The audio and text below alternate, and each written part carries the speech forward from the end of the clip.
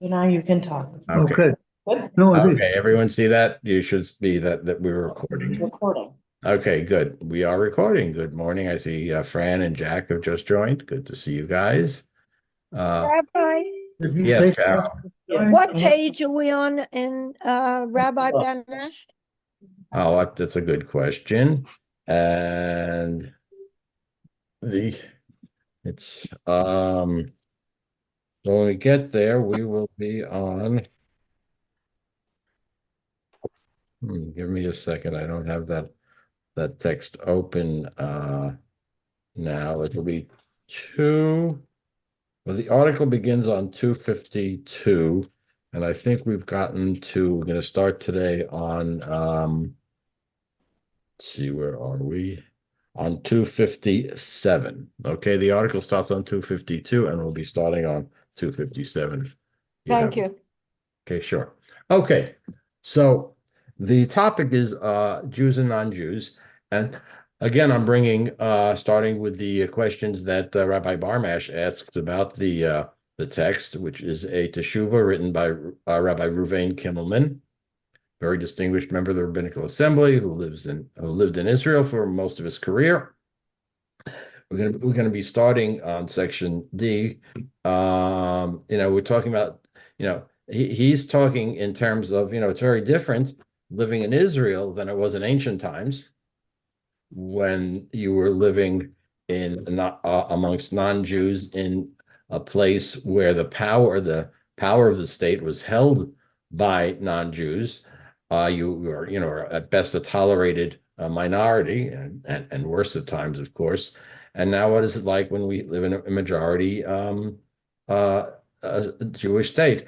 And he also emphasizes that the positive and negatives need to be seen because this is a clear example where we have both within the tradition. And he starts looking at the Bible. We'll go back and look at that. And then we're going to be starting towards the medieval and modern times. Okay. And we'll see his conclusions later on. Okay, so let's now take that article. Share. Share screen. There we go. Okay, let's just, yeah, that's the beginning of the article. Let me just make this just a little bit. Okay, that's the beginning of the article. Let me get rid of that. There. Okay.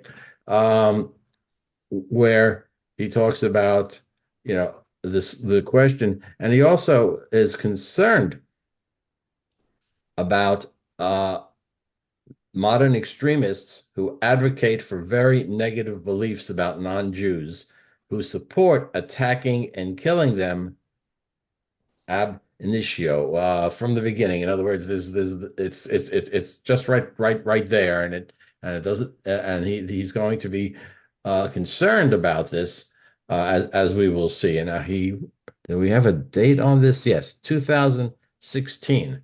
It's almost 10 years ago already, and one could argue very convincingly that those issues in the state of Israel have only gotten worse, especially uh, on the West Bank or Judea and Samaria, however you like to speak of those areas.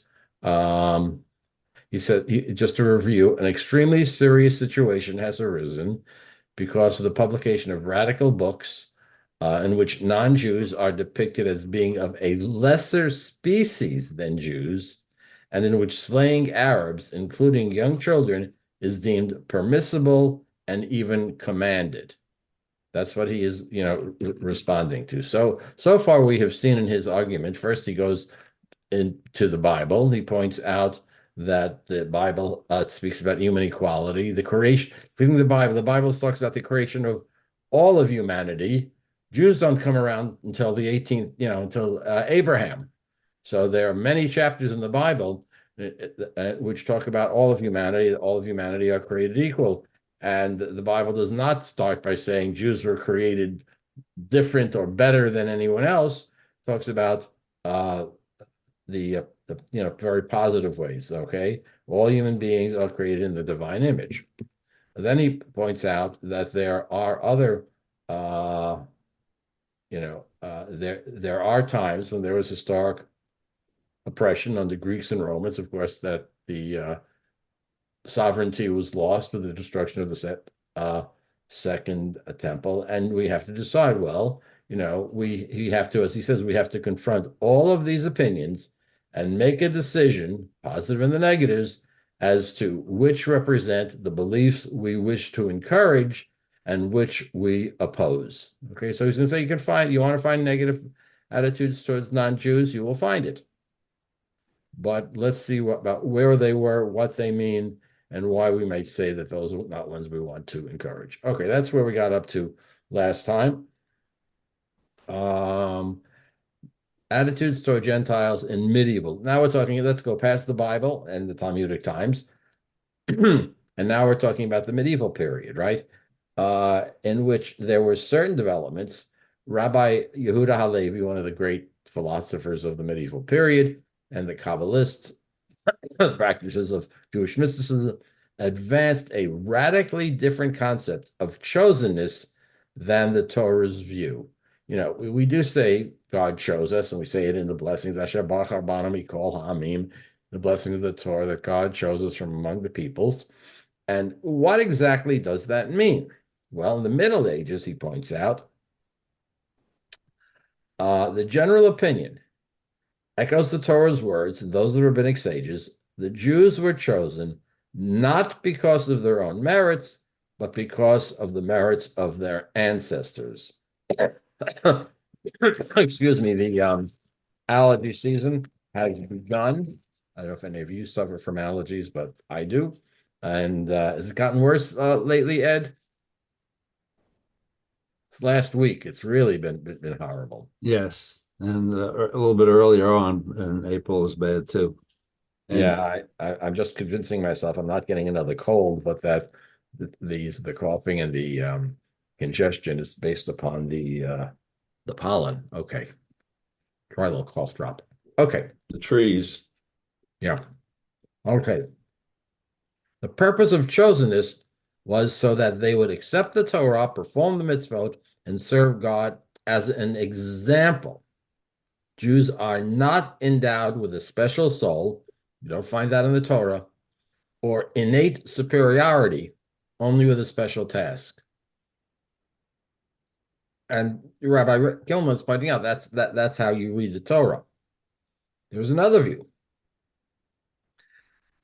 and it did occur in the Middle Ages and to today, that something inherently superior in the Jew as opposed to the Gentile.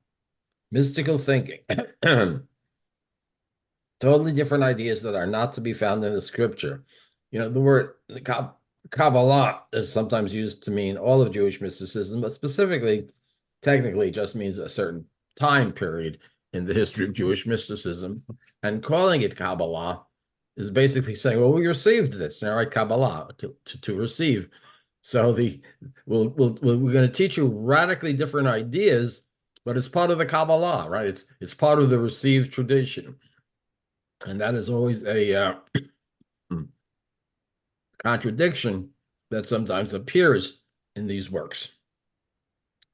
Although it was attributed to scripture in various interpretations, the idea that there is something inherently different about the Jew and the non-Jew, that there is a distinct Jewish soul opposed to a non-Jewish soul, became widespread in Kabbalistic work and was popularized through the writings of Yehuda Halevi, who was a pope.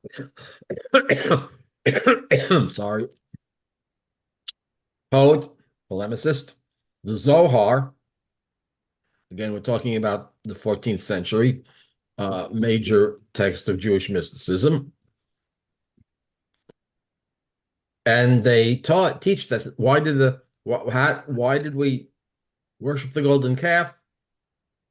Not by the Israelites, but because of the, quote, mixed multitude. If you read the text of the Exodus carefully, it says that a mixed multitude went out with our ancestors. Now, typically that is seen as Egyptians who were not only sympathetic to the Jews, but really to the point where they wanted to be part in some way of the Jewish people, and they left Egypt and came out with our ancestors, which is a convenient way of looking at those who instigated the golden calf, which clearly, if you read the biblical text, it does not say that it was the mixed multitude.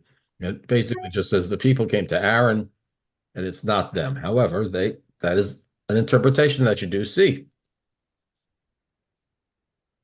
This concept of chosenness, radically different from the Torah's views, sorry, was influential in many circles. This became a basic teaching of Hasidic sects, especially the writings of Shner Zalman of Liadi, the founder of Lubavitch and Chabad. Something that you should know and be aware of. This is very clearly part of the foundational texts of Chabad, who wrote that the Jew possesses two souls, including a divine soul, which no other human group has, while the soul of the non-Jew derives from impure klipot, which are totally evil. It's a little complicated to talk about klipot, but let's just say that these are matters that is kind of spread around the whole world. Okay. This view continued to be influential in Hasidic circles. In our own times, some have drawn the conclusion and used these teachings as a justification for far-reaching and dangerous doctrines, which he will go into in the next section. If there's any lesson the Holocaust can teach us, is that any doctrine that reflects belief in racial superiority or inferiority is evil, no matter who teaches it. Okay. Rabbi? Yeah. Before you even got to that paragraph, that's what I was thinking about, because we just came home from Poland on the March of the Living. Right. I forgot to ask you, how is that? Yeah, we came back yesterday, and that's the whole doctrine of the Nazis, that Jews are inferior, and the horrors that they perpetrated. When you see some of these things in person, you wonder.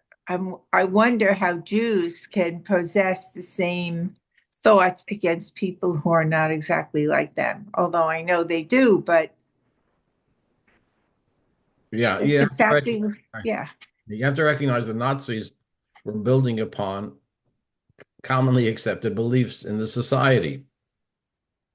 Go back to the inferiority of people with dark skins, racial views, and slavery. And then, in the early 20th century,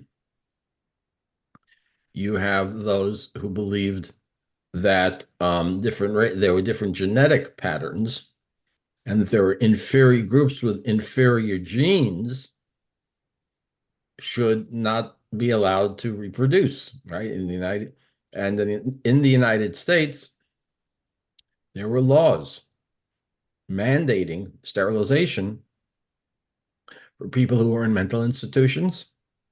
Right. Involuntary. That continued throughout a good part of the 20th century. That I'm sorry, the word is I'm having trouble remembering the word. But those theories, Nazis, those racial theories were very common late 19th, early 20th centuries throughout the world. There was a hierarchy of humanity. Yes, the Nazis believed in the master race and the elimination of those at the lower levels who were polluting humanity. You don't find that in the Torah, as I've said. No, but here the Chabad, they're saying the same things. We're not as good as they, although the outreach makes it seem that they don't feel that way, but they're trying to get everybody really to be like them. Well, what's the first question they asked them when they stop you on the street? Did you lay tefillin this morning? Oh, that's the second question. Oh, what's the first question? Are you Jewish? Oh. Well, yeah, okay. They don't ask me either of those questions. Right. Yeah. Oh, yeah. Angela Buckdahl, rabbi in Manhattan, Yeah. points out that she never gets, she tends not to get stopped and ask that first question. But really, this is very dangerous Jewish thinking, and it It is. surprises me how it can continue in light of what happens all over the world anyway, but especially what happened in Nazi Germany. Well, it's not, this thinking is continuing today in many parts of the Well, world. yes, I know, but I mean, but coming from the Torah, which specifically says that, Jews are chosen by God to follow certain rules, but other people are okay. Also, to go from that to this in a Jewish context is very disturbing. Yes, it is. And that's one of the reasons why Rabbi Kimmelman wrote this Teshuvah. It is very disturbing. And but it is very common. Unfortunately, it is common. It's happened before. And as we see, we might have thought maybe it wouldn't happen again, but now as we see, it is happening again. So yeah, I mean, it was some of the greatest scientists in America in the early 20th century were advocates of these theories. And I just can't, what is it called? Uh, um, Eugenics. Eugenics. Thank you, Tammy. Eugenics, right? Jim, You removed from the gene pool, either, and frankly, it was done forcibly, people who were, low IQs or were in mental institutions or were in prison, and there were laws on the books, and it was accepted. Um, Interesting. One of the great scientists who believed in that was the president of Stanford University. Um, and in recent years, they've taken down the statue of him. This is true. I mean, he was one of the great scientific thinkers of the early 20th century. They took down the statue, not that reason. They renamed academic buildings that had been named for him, but that was part of his theory. And the Nazis picked up on these theories, and they, of course, picked up also on some of the laws that existed in the southern United States in the early part of the 20th century. Right. Yeah. Okay. So, what happens in the non-Jew in rabbinic and medieval halacha? Okay. In ancient times, the non-Jews were idolaters. That's pretty clear from the Bible, right? There was no secular society. There was no secular society until early modern times. You were part of a community, a religious community of some sort. So how would Jews interact? Well, there might be trade relationships. There might be other ways in which Jews and non-Jews would naturally interact. And so what did that mean? The relations between Jews and non-Jews in medieval times was different, right? Small minority dependent on the very existence of the goodwill of Christian rulers, right? Christian rulers could, and they did, decide that they didn't want Jews in their country, so they said, get out, right? And you had to basically live with that goodwill. And there, of course, there were a tremendous number of deportations and exiles from different parts of Europe at different times. But the Meiri, Rabbi Menachem ben Shlomo of Provence in France, the Meiri is called, remained influential. He coined the phrase nations who are bound by religious rules and ruled that all statements in the Mishnah, Talmud, and other rabbinic works referring to non-Jews in a negative way did not apply to Gentiles of his day who were not idolaters but follow religious and ethical norms. He said, quote, the non-Jews of the current times live like complete Israelites concerning these matters of loss, mistake, and all other matters. Therefore, certain types of negative rulings having to do with, for example, commercial interactions or other interactions with non-Jews were no longer valid. We had to interact with non-Jews in an honest and trustworthy way because these are not idolaters. And that was a major change. Maimonides specifically excludes Islam from the definition of paganism. Remember, Maimonides lived in Spain and in Egypt for a good part of his life. Following these rulings, any assertions concerning non-Jews found in the Mishnah or Talmud that are not applicable to the non-Jews among whom we live today, we do not hold that either Christianity or Islam is paganism, even though neither is identical with our beliefs and is also often contradicts them. So it doesn't matter that they don't believe the same way we do.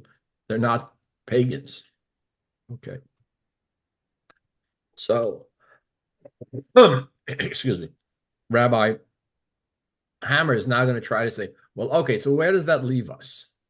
So he's going to talk about differential laws, societal laws for citizens versus non-citizens, an issue which we're still dealing with today, which he deems legitimate, with discriminatory laws, in this instance, those that violate the Torah's essential principle of common humanities. Okay. Laws which set non-Jews apart from Jews can be categorized as either differential or discriminatory. By differential laws, we mean those laws that exclude non-Jews in ways that reflect common uses in all legal systems, distinguishing between members of the group or citizens of the nation and excuse me, non-members. Members and citizens commonly have some privileges that others do not enjoy.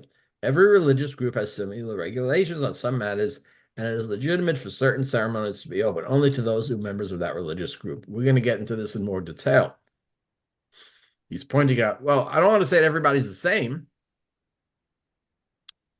In different religious settings, people who are formerly members of that religious group, yes, are going to be having different privileges. Now, we're going to look a little bit later, as many synagogues have. Examples might be, and I'll take some that we're going to look at, membership in a synagogue, right? Who can be a member of a synagogue? Opening the ark. Any other honors? Let's go from opening the ark, having an aliyah, carrying the Torah, leading the service. Those are different roles, which Rabbi Hammer is pointing out that we do make distinguishes, not because somebody's better or worse or is different in God's eyes, but when you're part of a group and are an official member of that group, that gives you certain obligations and privileges which people who are not members of that group do not have. And we all understand that. Similarly, one could say, you go, if for whatever reasons you're at a church service, Jews don't take communion, right? That's a whole system of belief and ritual that we are not part of, as meaningful as it is to those who do take part in it. We are not. And similarly, these other ones. Now, as we'll see, we'll look a little later in this unit. Well, what do you do nowadays when you have a lot of non-Jews in synagogues and mixed marriages and other relationships to Jews? Is there any way that how deep or how steep is that differentiation? Now he's talking about his differentiation, okay? Our movement continues to believe in integration into society and not in ghettoization. Our attitude towards non-Jew today is positive, and we do not aspire to be a people that lives apart. Well, the vast majority of us, yes, there are Jewish communities that, in point of fact, do decide to do that. to preserve our identity in a covenanted people. We believe that Judaism has contributed to humanity and continues to have vital ideas that are valuable. On the other hand, discriminatory laws treat non-Jews differently from Jews in ethical and civil matters and can be seen as departing from the Torah's basic principle.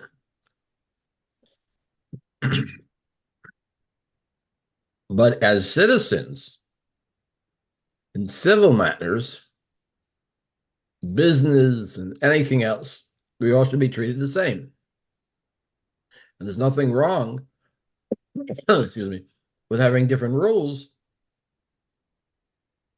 in one aspect of society, in the synagogue and religious rules, and saying, but we make no distinction otherwise. Okay.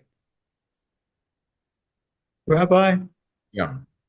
is there any rules or regulations or feelings about Jews attending, say, a church, a Catholic church? That's a good question. I would say there are those within the more traditional community who would probably not walk into a church. We have to admit that that history between Jews and Christians, as we know, has had some horrible times. And certainly within a church, you're going to see crosses, or in a Catholic church, you'll see a crucifix. You'll see, certainly in Catholic churches, you'll see statues and representations of Jesus as well as other saints. And so there are those within the more traditional community who would say that you shouldn't even be around them and you shouldn't go into them. I think that's a small minority of people who feel that way. As far as I'm concerned, I don't see any problem with that. I've, attended many interfaith services in churches in all three communities that I have served. Hey, I was in the Vatican last year when I was in Italy, but we lost our reservation for the Sistine Chapel because they were electing a pope on that day. So I missed some of that. So, and to answer your question, Jack, while there are some very traditional Jews who will not walk into churches, I don't think and you're not walking in there to worship. More likely to walk in there for an interfaith service, or maybe a friend is getting married in the church, right? I mean, there are other reasons, right? Okay. Well, it could just be attending the church. I have a friend who's attended some of their services at the Fairlawn Jewish Center, and this friend would like to have me come and do the same thing for his church. Is there any real reason why I can't go? I would say that for the most part, I would say no, although I will say this. There still are some churches out there one of whose purposes is to convert Jews to Christianity. There was one particular church in Nashville who did a big deal about that. Actually, there were several. And I would not want to be at a service at those. But a normal, but I have no problem being, you may, because there are churches one of whose goals is to convert as many people to their church beliefs, and to convert a Jew, and I've heard them, is like a really big deal. So I don't think there are too many churches around here like that. There were in Nashville, but in general, I wouldn't see a problem with that. I mean, it's not unreasonable that if somebody comes in to visit Fairlawn Jewish Center service, Let's put it this way. In other communities, it was not unusual to give one of the things you do when you're a rabbi in a place like Nashville is you give tours of the synagogue to church groups. They're studying the quote Old Testament, and they want to come in. And, I do that all the time. Very common to, I always ask them my trick question, what's the most important Jewish holiday? And they, of course, would all answer incorrectly and say it was Hanukkah. Shabbos. Sure. So, and the Mormons, actually, I had a big Mormon group come for a tour once. Very interesting group. So that's not an unusual thing. So I say, in general, it's not an issue. Okay. Okay. Thank you for the information. Sure. Listen, there are Orthodox rabbis in Bergen County who will not walk into a conservative synagogue, not even walk into a conservative synagogue. That's right. They're walking in there is somehow so contrary to what they believe that they don't want to show any sort of, I don't know, acceptance or whatever. Again, most people don't realize that a lot of that is happening in the New York City area. If you're a rabbi outside the New York City area, you work together with the other clergy, and it was not unusual. Again, I'm using the example of Nashville, for there to be co-officiation at life cycle events in synagogues in which Orthodox rabbis would be in Reform and conservative synagogues. That was an accepted part of the community. That just happened. Here, it does not. Okay. Let's go on. Current approaches. Okay. Since the emancipation attitude towards Gentiles in Western lands, the attitude towards Gentiles has changed radically. As Jews are accepted as citizens with equal rights. Jews reciprocated by attempting to break down barriers between themselves and non-Jews. The positive attitude was generally accepted by the late 1800s. Rabbi Shimshon Raphael Hirsch is often considered to be the founder of modern orthodoxy. An orthodoxy that is not so insular that it's afraid of secular learning and secular culture. He was in Germany. Took it for granted that love your neighbor as yourself applied to Gentiles. In the early days of the settlement of the land of Israel, the same tendency could be found. Unfortunately, this was not true in recent times when this is certain, not all, but in certain religious Zionist circles, conditions of life in Israel, the enmity between Jews and Arabs, including terrorist activities, helped to revive a general attitude of hatred towards Arabs. And sadly, if you were following the news just the last few days, an Israeli soldier in Lebanon, I think there were two of them actually, were photographed taking down and smashing a statue of Jesus.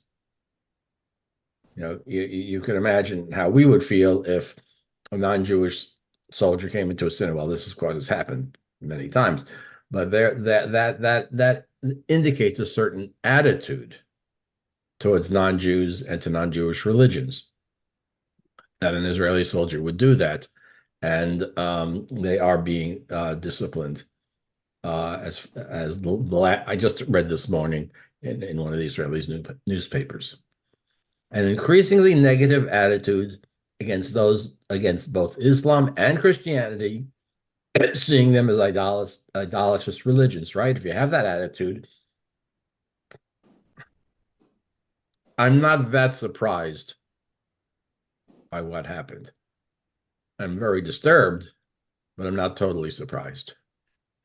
All too often, radical rabbinical authorities added fuel to the fire by voicing opinions that discriminate against non-Jews, including feelings that non-Jews were intrinsically inferior. And he's writing this 10 years ago. And if anything, those attitudes have hardened. The most extreme example of anti-Gentile rulings is the book Torat HaMelech, the Torah of the King. The introductory endorsement is by Rabbi Yitzchak Ginsburg, whose ideas and works, according to the authors, of the basis. Ginsburg, a Chabad, Lubavitch, of considerable influence in the Israeli religious extreme right, he says that his basic beliefs are Israel must, make this clear, must conquer the entire land and subjugate all non-Jews who live there. Don't tell me about democracy. I don't care what the numbers are. All those non-Jews have to be subjugated. They're not going to be full citizens. They're not going to vote. The people of Israel preceded the creation, the Torah, and even the thought of creating the world. Again, you can't find this directly in the Bible, but this has come about. Non-Jews are inherently inferior to Jews. The book declares the inherent superiority of Jews over non-Jews. Arabs are to be considered as those who are coming to kill a Jew, a rodef. This gives a legal justification for attacking Arabs. If every single Arab, just by being an Arab and not a Jew, is intent on killing and attacking you, you may kill that that person first. They apply this ruling to every Arab and specifically include young children whom Jews are permitted to kill, since when they grow up, they will kill Jews. Rabbi Hammer is not making this up. This is in a book that has been published widely in Israel. And this includes infants, because of the certainty that they will either participate in injuring Jews or aid in doing so when they grow up. So you can kill babies. The author of Torat HaMelech made an attempt to apply the laws of Rodef to all Arabs. They claim that in self-defense, it is permitted to kill anyone who is intending to kill you, Jew or non-Jew. However, Din Rodef, the law of the attacker, applies only to one who is actively pursuing another with the intent of killing them, i.e., if someone has a gun to your head, you can defend yourself by killing that person, whether they're a Jew or non-Jew. It doesn't matter who they are. If someone is intending to kill you, you have the right to defend yourself. The conclusion that you may kill an Arab child, even an infant, has no basis in Jewish law or ethics. Right? When he talks, but if you define every non-Jew, specifically Arabs, as a rodef, a pursuer, as if they have a gun to your head, then you conclude you can kill them. The rulings found in Torat HaMelech are a distortion of traditional Jewish beliefs, which do not consider Jews to be superior to non-Jews, do not claim that the Jewish soul is superior, would never claim that all Arabs can be killed because they are all our pursuers. Every one of them is a rodef. These beliefs are clearly based on the teachings from the Zohar and the Tanya. The Zohar, again, in the technical world of understanding Jewish mysticism, the type of Jewish mysticism that began in the Middle Ages was based on a book called the Zohar, which was very widely read. It was attributed to an early rabbi who lived in the early Talmudic age, but it was actually written by a Spanish mystic in Spain in the 14th century. But it's called the Zohar. You may have heard of that. And the Tanya. The Tanya is the classic work by the founder of Lubavitch, of Chabad. While ignoring the myriad of other teachings that emphasize the equality of all human beings and require fair treatment of the non-Jew.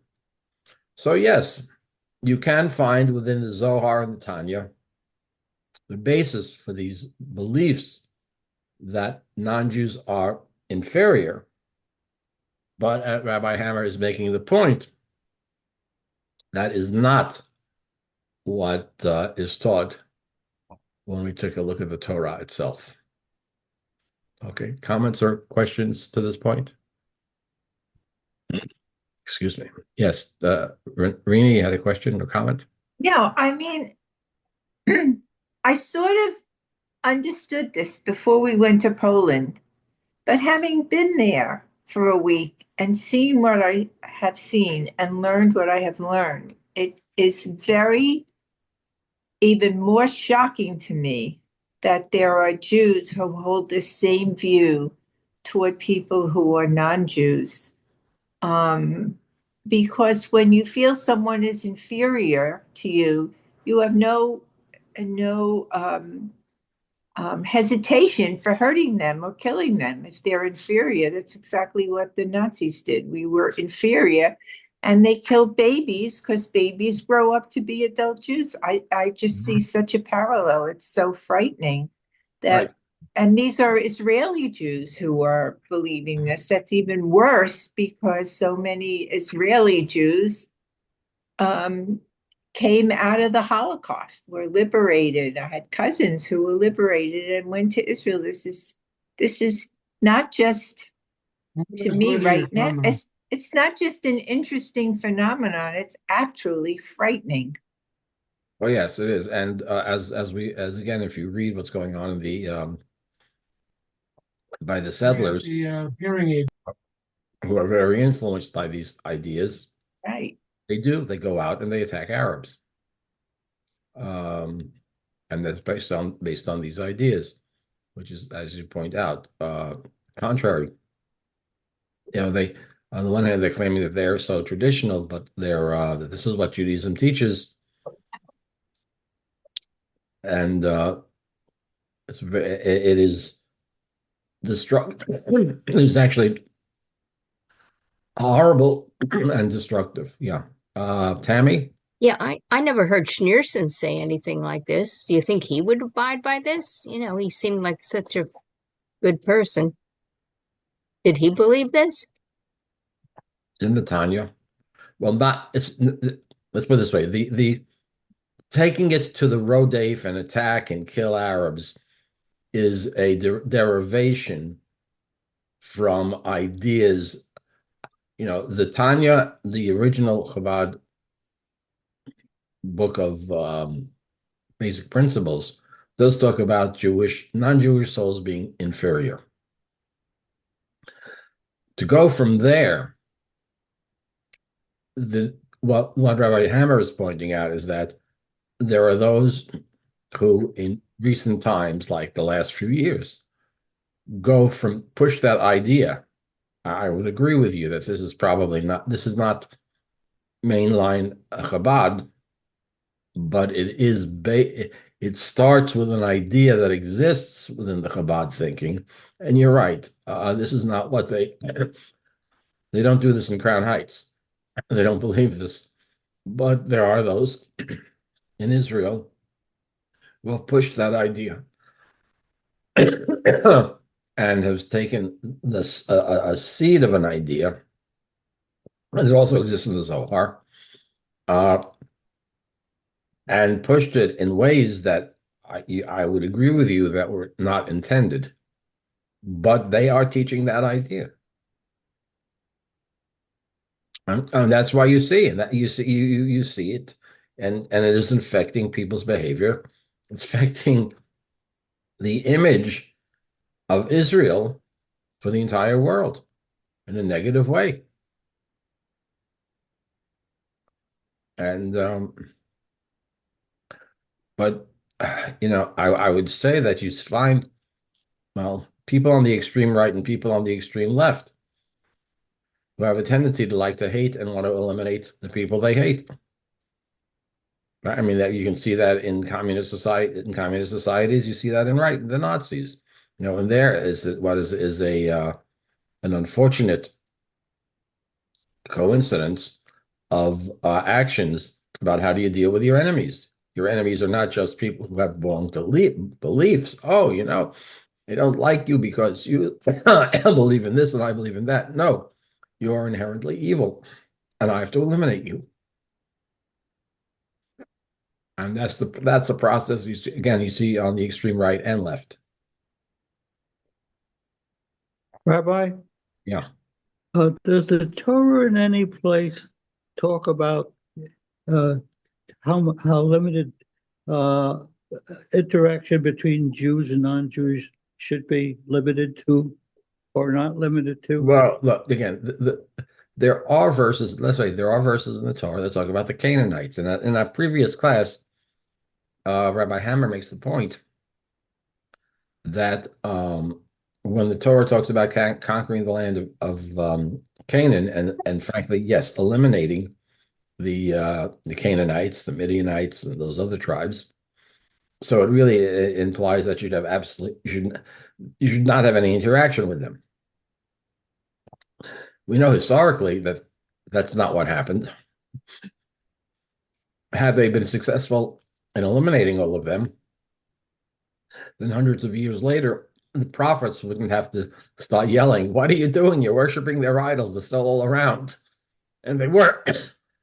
So there are exhortations in the Torah around the time of the conquest of Canaan that we look at and we read, and these are some difficult verses that do speak about your interaction with the non-Jewish world, the Canaanites, the idolaters, is to eliminate them. Yeah, that does appear there. And again, we have to, we can look at the Torah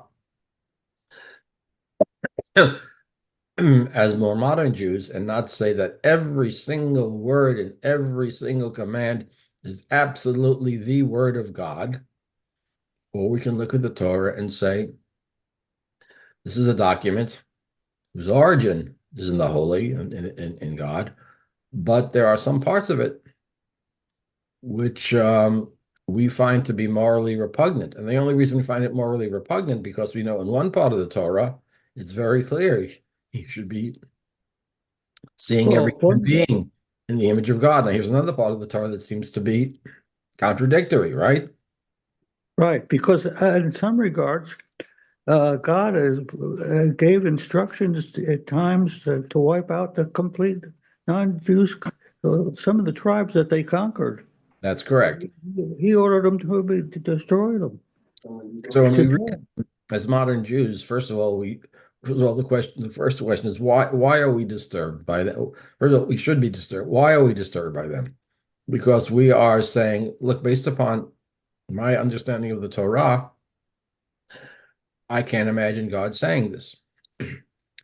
And again, you are saying, well, why would you say that? Because I read because I am read and conversant with parts of the Torah that make it very clear. This is not how you interact with others. So it's really basing one part of the Torah against another, correct? So, as moderns, we might say things like, the Torah is a composite document written by men and God, or men inspired by God. Sometimes they got it wrong. Sometimes the men who wrote the Torah misinterpreted, didn't hear it right. We're not emphasizing other values that are in the Torah. We can say that. If you're a fundamentalist, by the way, you really can't say that. So that's a real problem, too. That's why, again, you see some of these views coming from the extremely right-wing religious communities. Sad, but true. And again, he's writing this 10 years. Remember, he's writing this 10 years ago.